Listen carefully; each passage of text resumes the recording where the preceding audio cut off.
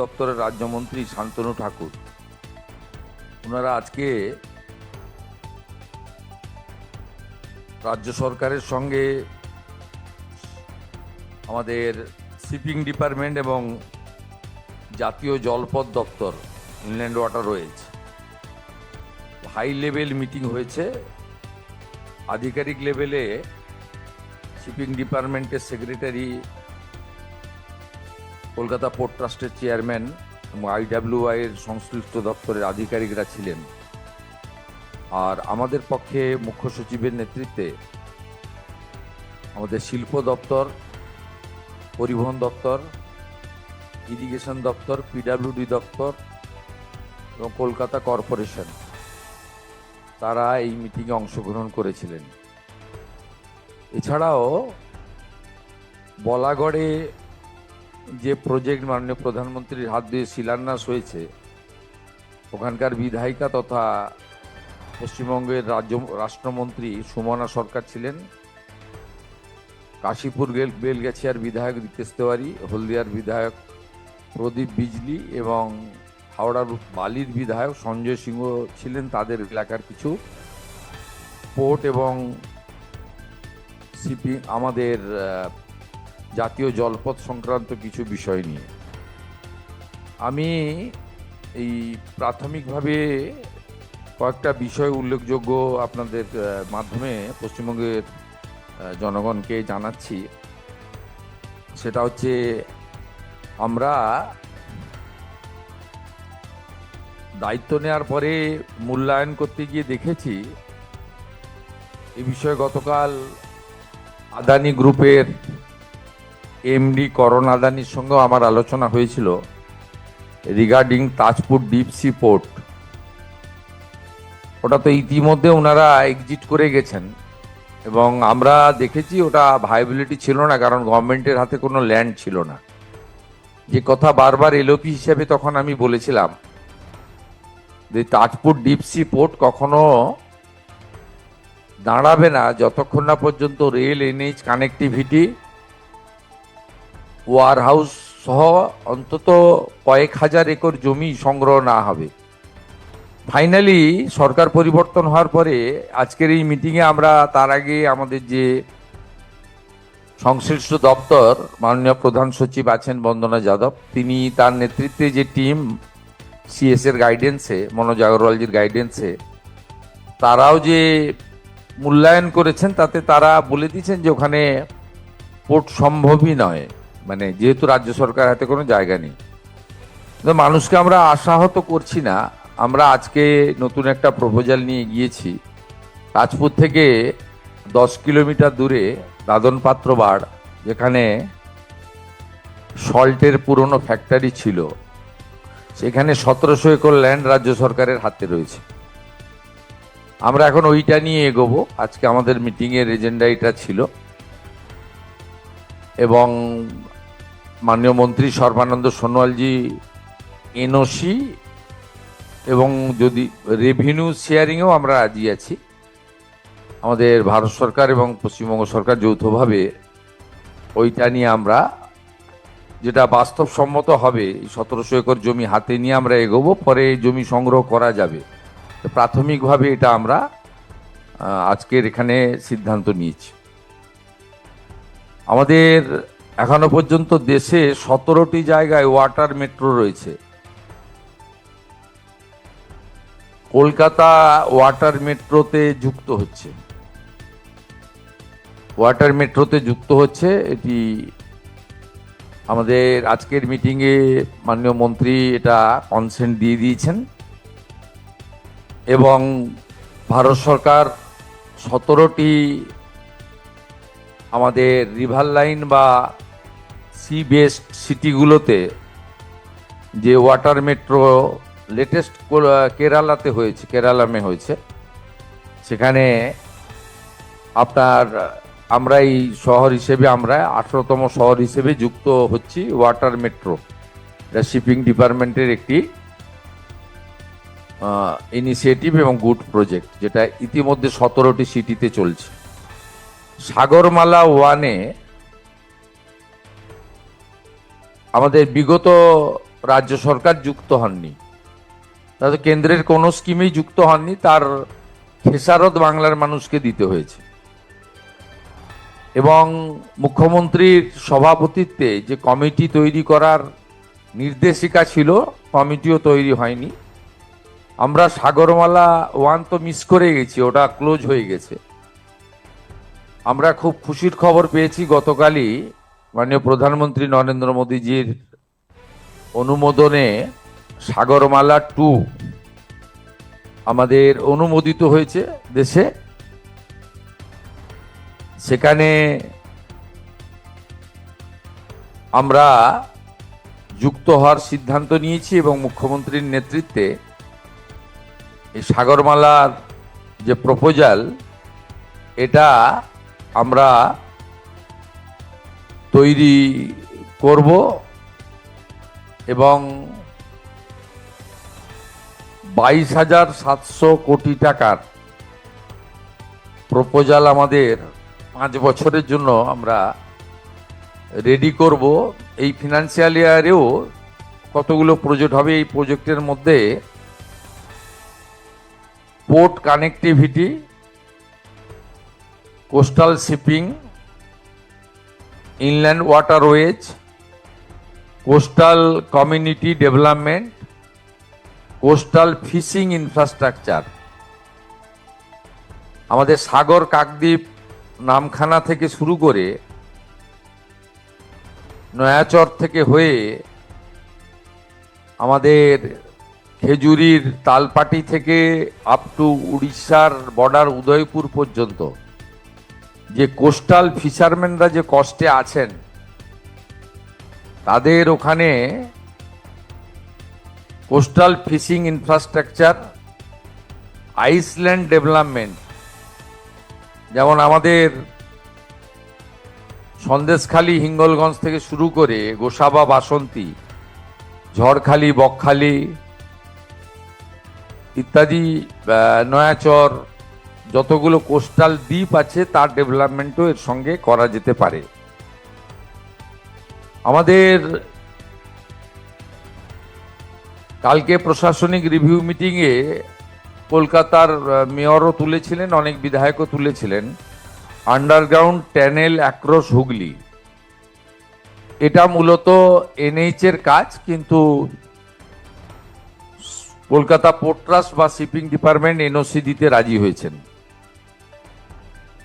আমাদের 44টা জেটির নতুন জেটি তৈরি হবে, তার এনওসি এতদিন ধরে শ্যামাপ্রসাদ মুখার্জি পোর্ট ট্রাস্টের কাছে পেন্ডিং ছিল। তারা আমাদের 41টা এনওসি আজকেই দিয়ে দিয়েছেন, আর 3টে এনওসি আন্ডার প্রসেস আছে। আমাদের বিচ রেস্টোরেশন কপিলমুনি আশ্রম সাগর আইসল্যান্ড, সেটা নিয়েও আমাদের যে অনুরোধ ছিল সেটাও পোর্ট আমাদের শিপিং মিনিস্ট্রি মেনে নিয়েছেন এবং আমাদের সাগর যে কপিলমুনি আশ্রম রয়েছে, গঙ্গাসাগর মেলা, তাকে আমরা আন্তর্জাতিক স্তরের মেলা করার জন্য পরিকল্পনা এখন থেকে শুরু করলাম। এবং এখানে পোর্টের যে ড্রেজিং সংক্রান্ত বিষয়ে ওনাদের সহযোগিতা দরকার, সেটা আমরা সিদ্ধান্ত নিয়েছি। বলাগড়ে পোর্টের কানেক্টিভিটি রোড এবং আরবি ইতিমধ্যে কাজ শুরু হয়ে গেছে। এর পরের পর্যায়ে কাজ শুরু হওয়ার জন্য টেন্ডার ইত্যাদি প্রসেস IAWY তারা শুরু করছেন। সেক্ষেত্রে বলাগড়ের বিধায়িকা তথা মাননীয় রাষ্ট্রমন্ত্রী সুমনা সরকার 2.5 কিলোমিটার ভাঙন নিয়ে উল্লেখ করেছেন। সেই 2.5 কিলোমিটার ভাঙন রোধে শক্ত প্রোটেকশন, খুব কংক্রিট প্রোটেকশন দেওয়া হবে। আর 45 কিলোমিটার স্ট্রেচ ড্রেজিংয়েরও সিদ্ধান্ত নেওয়া হয়েছে।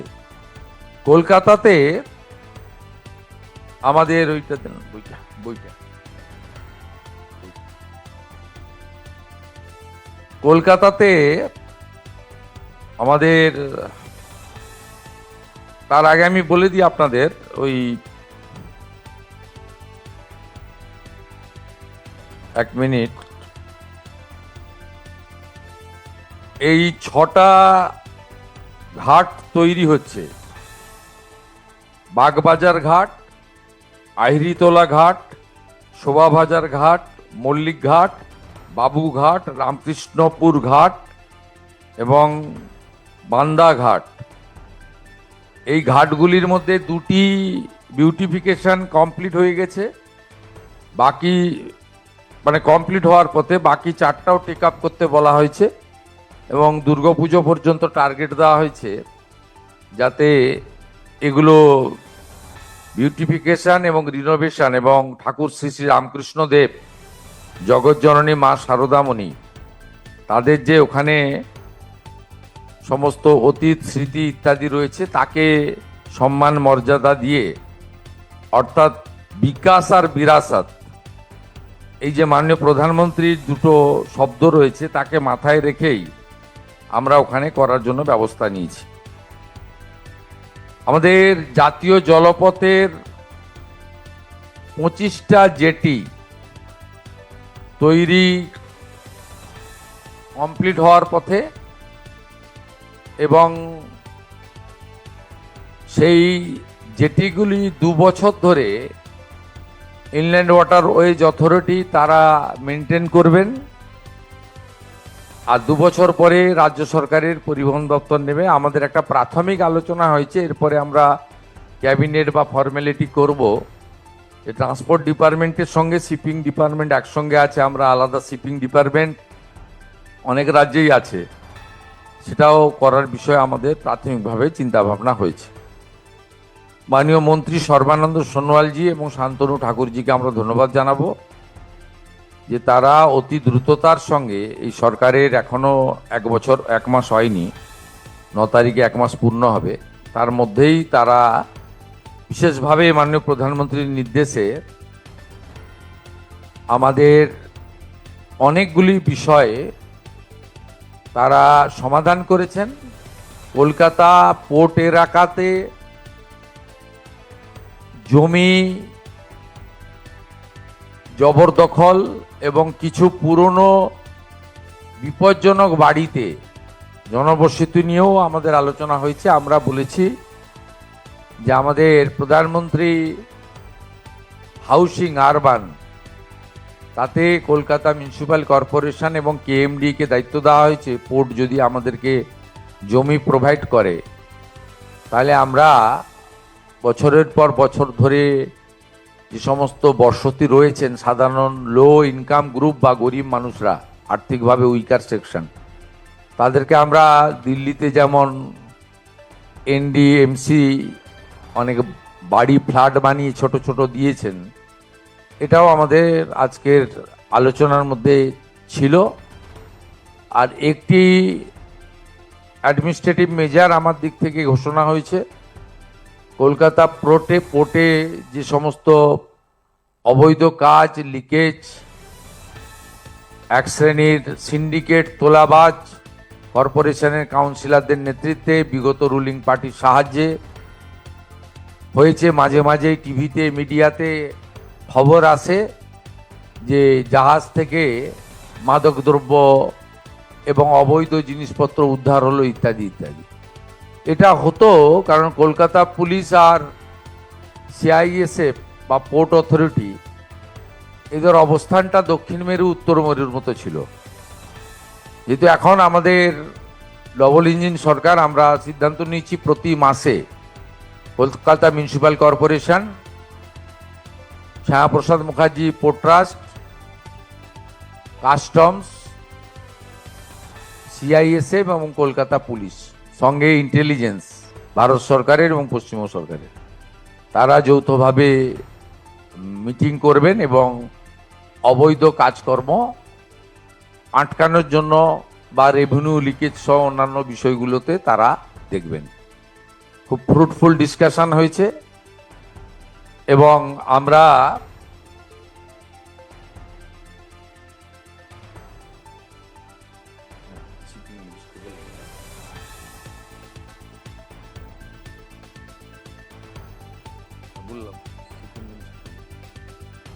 আমাদের মাইনর পোর্টের ডিপার্টমেন্টের জন্য আমি একটু আগে বলেছি আপনাকে, অনেক রাজ্যেই আছে, কিন্তু সবচেয়ে বেশি কাজ গুজরাটে হচ্ছে। ওনাদের নিজস্ব অসংখ্য মাইনর পোর্ট রয়েছে, উড়িষ্যাও অনেক পোর্ট করেছে। তা আমাদের এখানেও, আর মেরিটাইমের এখানে যে ট্রেনিং ইনস্টিটিউটগুলো রয়েছে তারা কার্যত নন ফাংশনিং। আমরা এক্ষেত্রেও মেরিটাইমের যে সমস্ত ইনস্টিটিউশন রয়েছে সেটাকে আমরা টেক আপ করার ব্যবস্থা করছি। আর আমাদের ঘাট রেস্টোরেশন এবং বিউটিফিকেশন ইন কলকাতা এবং হাওড়া, এখানেও বলা হয়েছে, আমাদের বালির বিধায়ক সঞ্জয় সিং 8টি ঘাট নিয়ে বলেছিলেন, যেটা মানে শ্যামাপ্রসাদ মুখার্জি পোর্ট ট্রাস্ট বিগত দিনে পরিচালনা করতেন। বর্তমানে রাজ্য সরকার বা কেন্দ্রীয় সরকার কেউই পরিচালনা করছেন না। সে বিষয়েও আমরা কার্যকর সিদ্ধান্ত নেওয়ার জন্য সংশ্লিষ্ট দপ্তরকে সিদ্ধান্ত নিয়েছি। শুধু আলোচনা হয়েছে তা নয়, আমাদের এই আলোচনার মধ্যে ল্যান্ড রিলেটেড, এনওসি রিলেটেড এবং সেন্ট্রাল স্টেট কোঅর্ডিনেশন রিলেটেড অনেকগুলো সিদ্ধান্ত কার্যকর হয়েছে এবং প্রত্যেকটা কর্মসূচি, প্রোগ্রাম, ডিসকাশনের ক্যালেন্ডার বানিয়ে দেওয়া হয়েছে। সেই ক্যালেন্ডার অনুযায়ী কাজ করার জন্য সবাই দায়বদ্ধ থাকবেন এবং রাজ্য সরকারের পক্ষ থেকে শুধু পোর্ট মিনিস্ট্রি তৈরি করা নয়, আমরা একজন কম্পিটেন্ট আধিকারিককে, যেহেতু 3-4টি দপ্তরের ভিন্ন ভিন্ন কাজ রয়েছে, সমগ্র বিষয়টা মনিটরিং এবং ইমপ্লিমেন্টেশন এটা করার জন্য একজন প্রজেক্ট ডাইরেক্টরকেও আমরা করার জন্য সিএসকে আমি তাকে অ্যাডভাইস করেছি, যাতে অ্যাজ আর্লি অ্যাজ পসিবল, যাতে একটা কিছু কাজ পিডাব্লিউডির রয়েছে, কিছু কাজ ট্রান্সপোর্টের রয়েছে, কিছু কাজ ইরিগেশন ওয়াটারওয়েজের রয়েছে, কিছু কাজ ইন্ডাস্ট্রির রয়েছে। সেই জন্য একটা নোডাল অফিসার অর্থাৎ ডিরেক্টর আমরা বানাতে বলেছি, যাতে দ্রুত আমরা 3 মাসের মধ্যে কিছু কার্যকর রেজাল্ট পেতে পারি এবং এই অর্থবর্ষে আমাদের আজকের যা ডিসকাশন, পরিকল্পনা, ভাবনা, স্বপ্ন সেগুলো বাস্তবায়ন করতে পারি। Thank you. हिंदी है ना? आज हमारी सेक्रेटेरिएट में honourable union shipping minister Sarbananda Sonowal ji और minister of state Shantanu Thakur ji, उनका पूरा जो डिपार्टमेंट है under the leadership of the secretary Bharat सरकार शिपिंग डिपार्टमेंट, और IWI का जो हमारी इंचार्ज है भारत देश का डायरेक्टर है, सब, और कलकत्ता पोर्ट ट्रस्ट का चेयरमैन, सब मिलके एक बड़ा मीटिंग हुआ है। मैं स्टेट गवर्नमेंट की ओर से इस मीटिंग में चेयर किया है और मेरा पश्चिम बंगाल की चीफ सेक्रेटरी मनोज अग्रवाल जी और उनका सब आधिकारिक लोग, माने आपका जो रिलेटेड डिपार्टमेंट्स है उनका प्रिंसिपल सेक्रेटरी, एडवाइजर, सब लोग ने पार्टिसिपेट किया।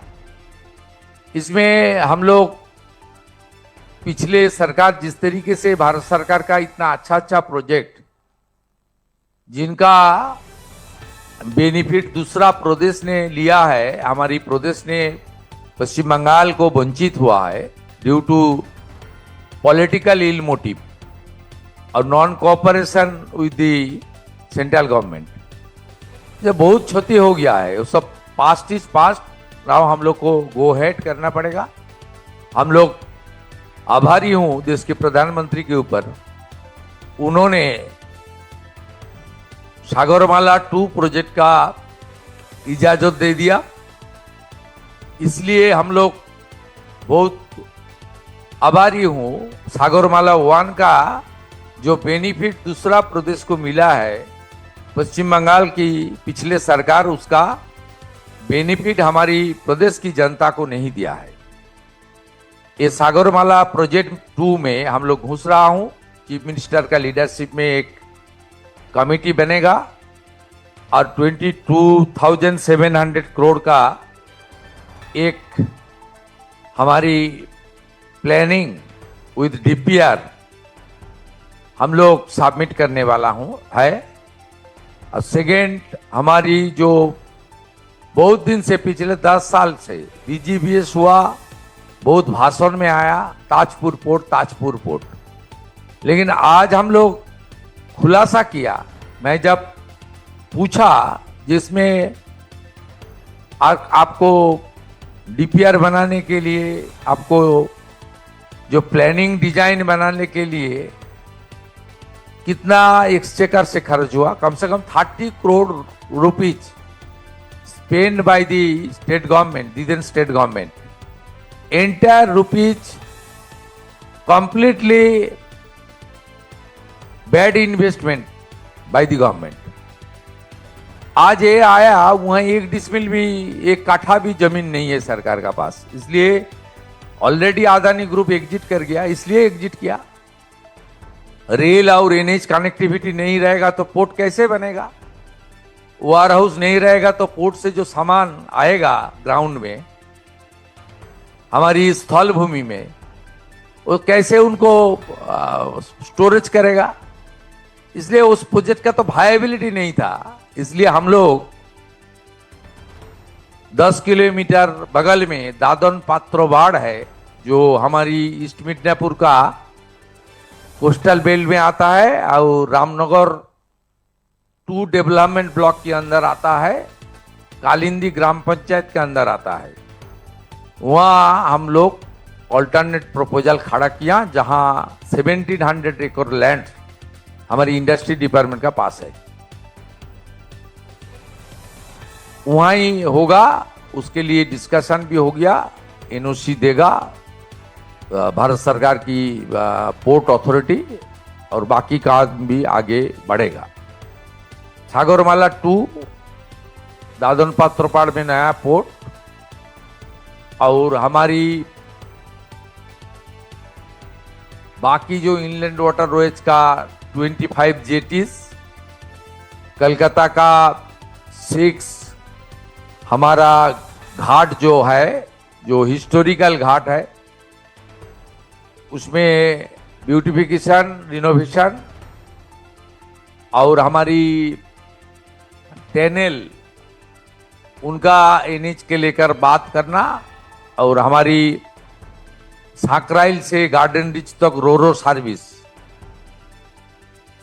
उसके सब प्लानिंग डिस्कशन, बहुत सारा डिस्कशन हुआ। लंबा तो प्रेस मीडिया में बोलने के विराट लंबा मीटिंग भी हुआ। बहुत हर बिंदु में हम लोग डिस्कशन किया, डिसीजन लिया, इम्प्लीमेंटेशन के लिए एक कैलेंडर भी बना लिया।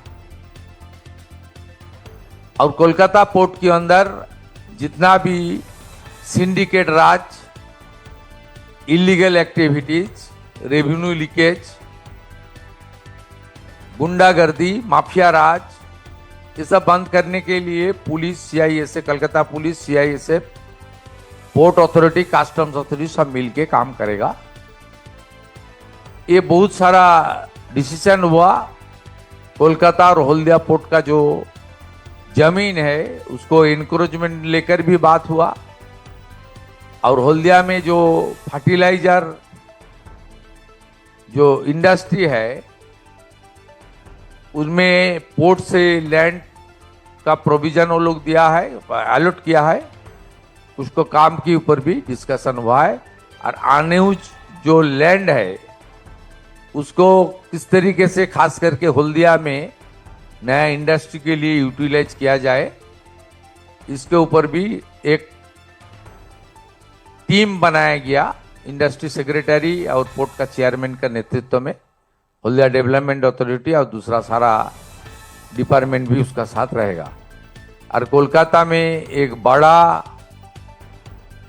पोर्ट की ओर से, श्यामा प्रसाद मुखर्जी पोर्ट की ओर से एक म्यूजियम बनाने का बाद भी डिसीजन भी आज हो गया।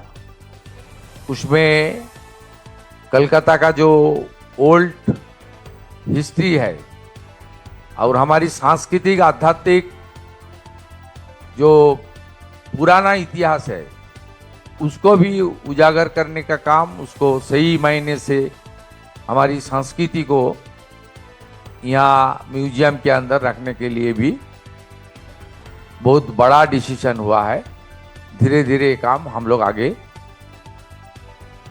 लेकर पूरा करने का काम करूंगा। इसके लिए एक time bound stipulated with in stipulated time एक टाइम बाउंड प्रोग्राम हम लोग बनाया, जिसका कैलेंडर भी बनाने के लिए क्या है। Finally west Bengal government is ready to set up a minor port ministry, जो दूसरा प्रदेश में है, बंगाल प्रदेश में, पश्चिम बंगाल प्रदेश में नहीं था, उसके ऊपर